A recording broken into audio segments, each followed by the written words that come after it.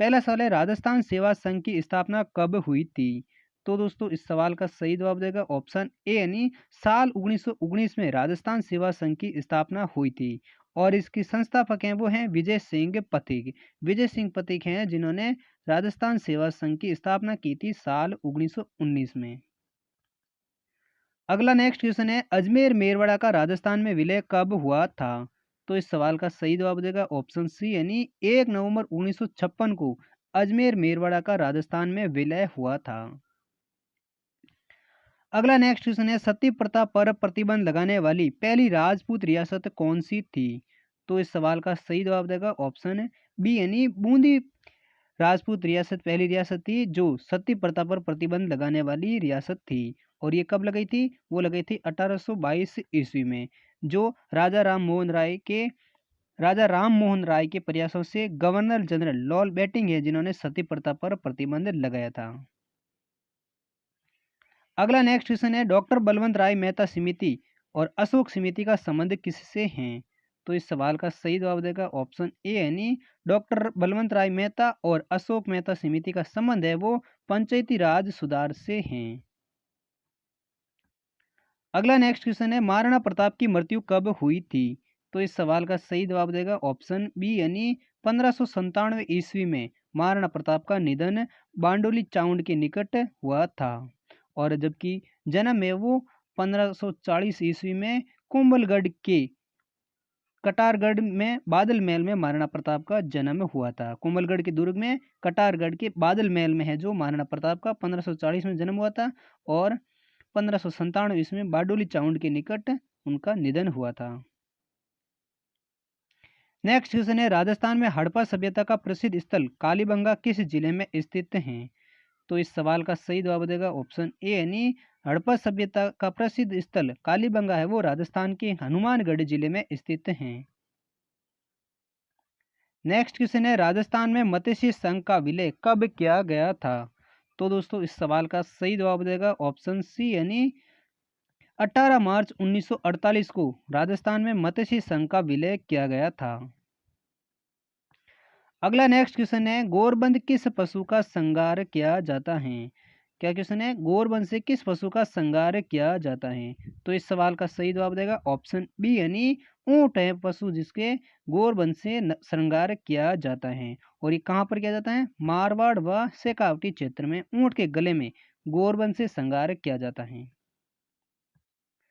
अगला next question है नैनश्री ख्यात किस भाषा में लिखी गई है?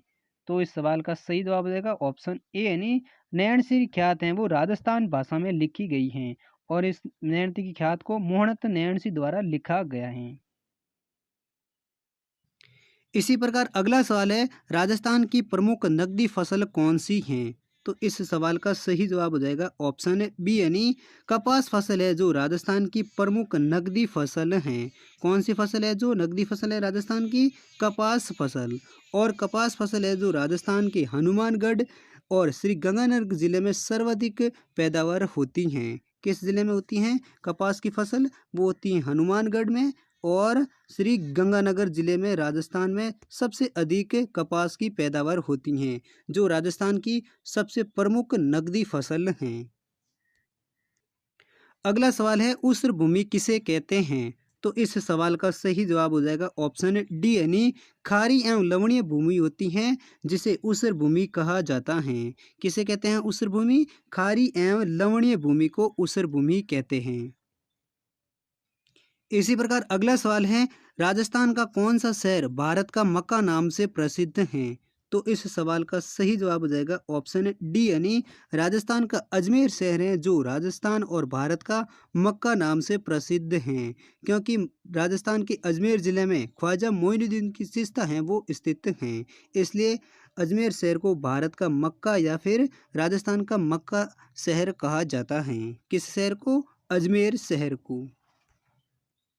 इसी प्रकार अगला सवाल है रविदास और कबीर किसके शिष्य थे? तो दोस्तों इस सवाल का सही जवाब हो जाएगा ऑप्शन बी यानी रामानंद के शिष्य थे वो थे रविदास और कबीरदास। कबीरदास और रविदास किसके शिष्य थे? रामानंद के। इसी प्रकार अगला सवाल है, मगरा चक्री अथवा बीकानेरी चोकला कहने वाली नस्लें किसकी नस्लें हैं? तो दोस्तों इस सवाल का सही जवाब हो जाएगा ऑप्शन बी, यानी मगरा चक्री अथवा बीकानेरी चोकला नस्लें हैं वो भेड़ की एक प्रकार की नस्लें हैं। किसकी नस्लें हैं? भेड़ की। कौन सी नस्लें? मगरा चक्री और बीकानेरी चोकला, जो एक की भेड़ की नस्लें हैं। अगला सवाल है, निम्न में से किस अनुच्छेद का संबंध पंचायती राज से है? तो इस सवाल का सही जवाब है ऑप्शन ए, यानी अनुच्छेद 243 का संबंध है वो पंचायती राज व्यवस्था से है। किस अनुच्छेद का संबंध है? 243 अनुच्छेद का। पहले, राजस्थान के किस जिले से अधिकतम जिलों की सीमाएं लगती हैं?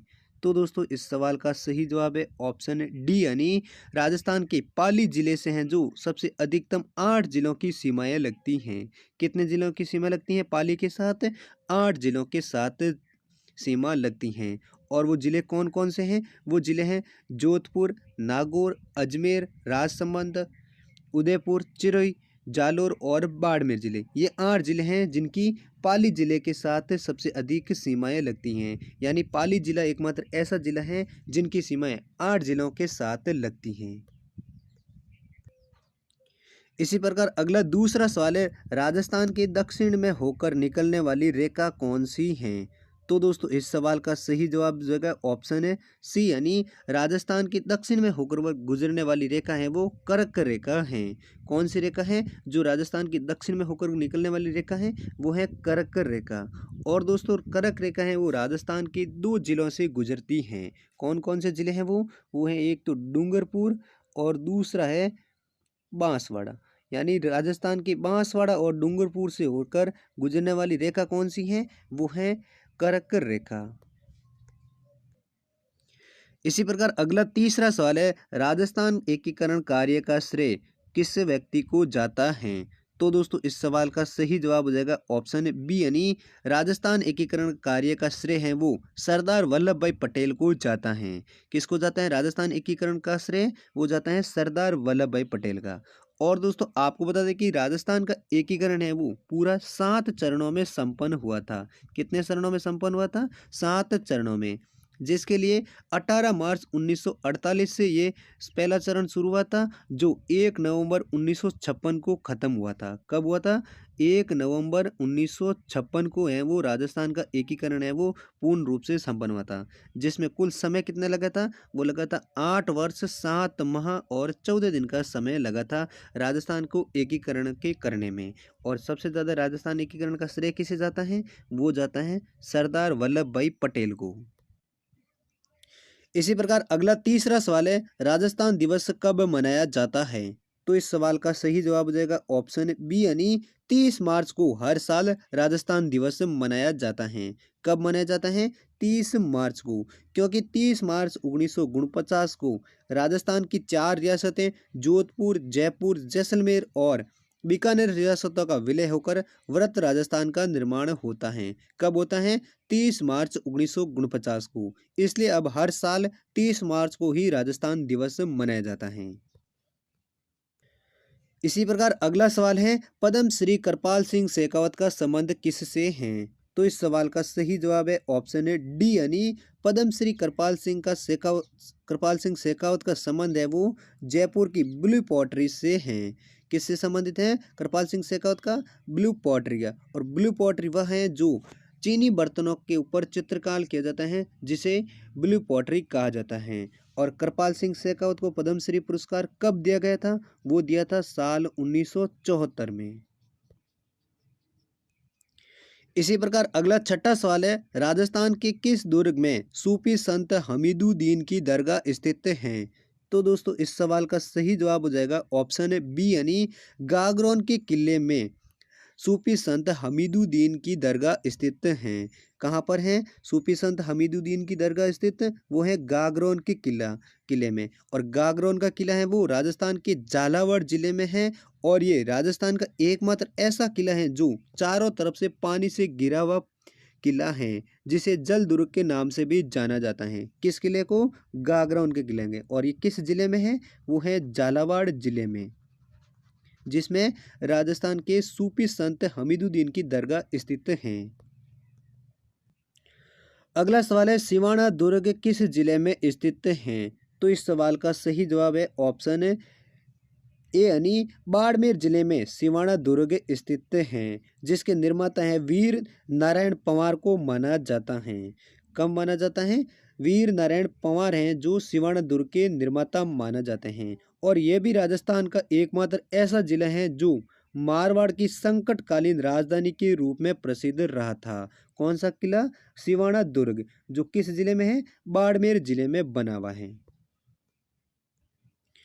अगला सवाल है पुष्कर मेला किस तिथि को संपन्न होता है?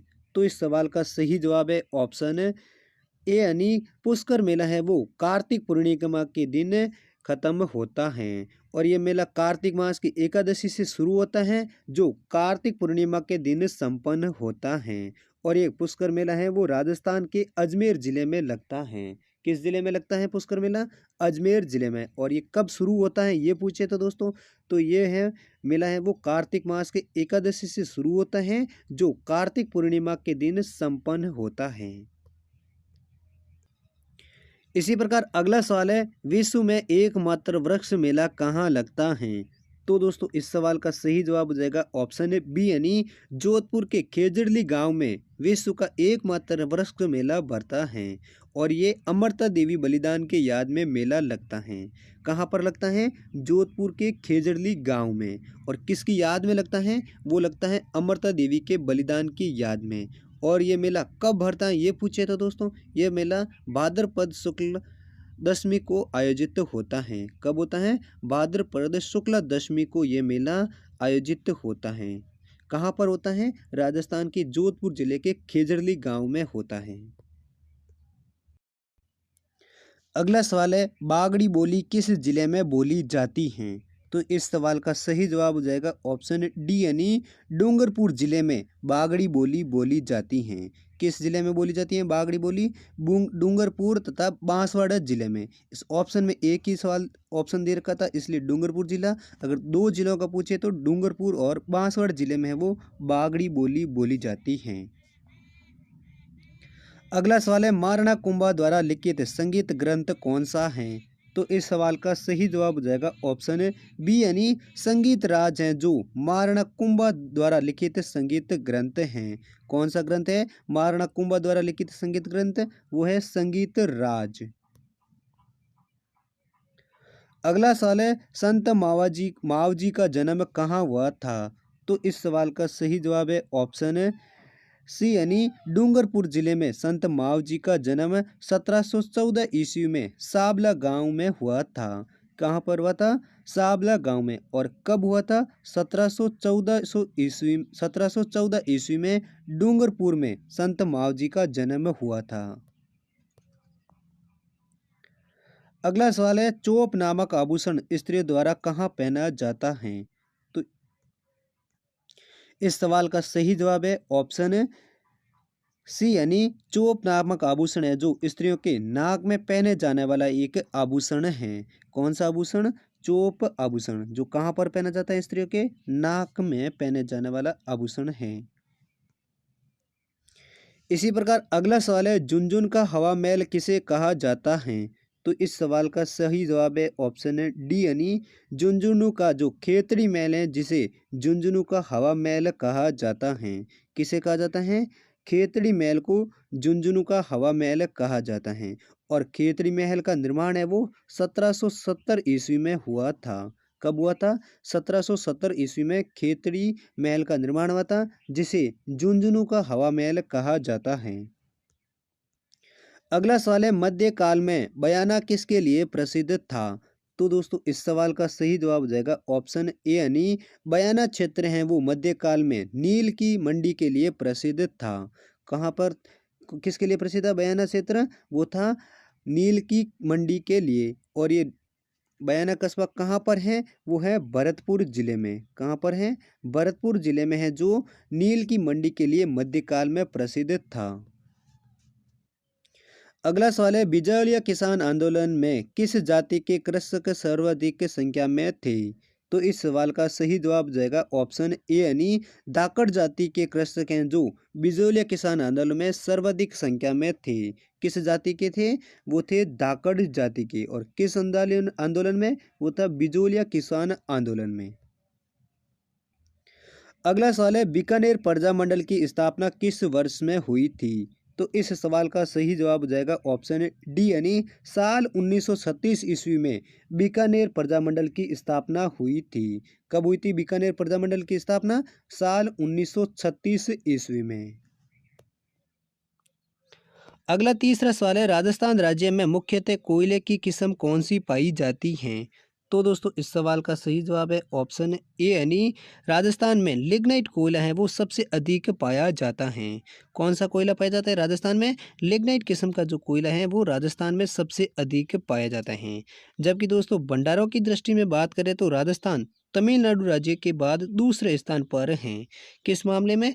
लिग्नाइट कोयले की किस्म के मामले में राजस्थान राज्य है वो तमिलनाडु राज्य के बाद दूसरे स्थान पर है। यानी तमिलनाडु राज्य में सबसे अधिक लिग्नाइट किस्म का कोयला पाया जाता है, जबकि राजस्थान है वो तमिलनाडु के बाद दूसरे स्थान पर है।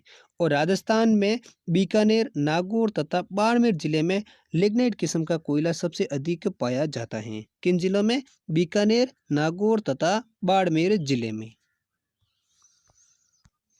इसी प्रकार अगला तीसरा सवाल है राजस्थान में अव्वा का विद्रोह किसके नेतृत्व में हुआ था? तो दोस्तों इस सवाल का सही जवाब है ऑप्शन डी यानी राजस्थान में ठाकुर कुशाल सिंह के नेतृत्व में अव्वा का विद्रोह हुआ था। किसके नेतृत्व में हुआ था? राजस्थान में अव्वा का विद्रोह हुआ था ठाकुर कुशाल सिंह के नेतृत्व में। अगला सवाल है बादल नामक पानी का बर्तन कहाँ प्रसिद्ध है? तो दोस्तों इस सवाल का सही जवाब है ऑप्शन है डी यानी बादल नामक बर्तन है वो जयपुर जिले में प्रसिद्ध हैं। कहाँ पर हैं? जयपुर जिले में। अगला सवाल है राजस्थान में शीत ऋतु में होने वाली भूमध्य सागरीय चक्रवातीय वर्षा क्या कहलाती हैं? तो दोस्तों इस सवाल का सही जवाब है ऑप्शन है बी यानी राजस्थान में जो शीत ऋतु में होने वाली वर्षा है उस वर्षा को माउट वर्षा कहते हैं। क्या कहते हैं? माउट वर्षा। और माउट वर्षा सबसे ज़्यादा कहाँ से होती हैं? वो होती हैं भूमध्य सागरीय चक्रवात से होने वाली वर्षा है वो माउट वर्षा कहलाती हैं। और ये किस ऋतु में होती हैं? वो शीत ऋतु में होने वाली वर्षा होती हैं। अगला सवाल है निम्नलिखित में से राजस्थान का कौन सा जिला अति आर्द्र जलवायु क्षेत्र में स्थित है?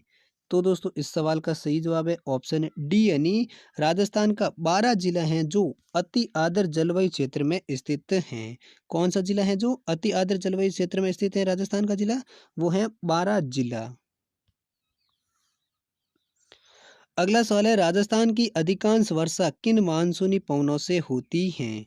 तो दोस्तों इस सवाल का सही जवाब है ऑप्शन है सी यानी राजस्थान में दक्षिणी पश्चिमी हवाएं हैं जिसके के कारण राजस्थान में अधिकांश वर्षा मानसूनी पवनों से होती हैं।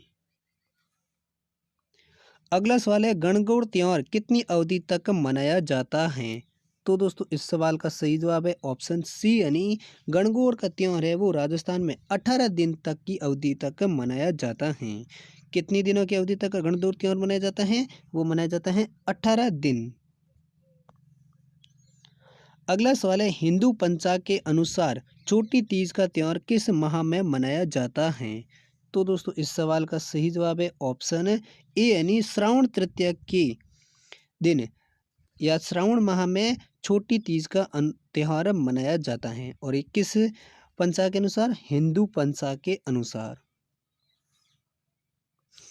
अगला सवाल है जयपुर और दिल्ली शैली के मिश्रण से कौन सी शैली बनी थी? तो दोस्तों इस सवाल का सही जवाब है ऑप्शन डी यानी अलवर शैली है जो जयपुर और दिल्ली शैली के मिश्रण से बनी हुई शैली है। कौन सी शैली है जो दिल्ली और जयपुर की शैली से मिश्रण शैली बनी हुई है? वो बनी है अलवर की शैली। अगला नेक्स्ट क्वेश्चन है राजस्थान में चूल या जलप्रपात किस नदी पर हैं? तो इस सवाल का सही जवाब देगा ऑप्शन सी यानी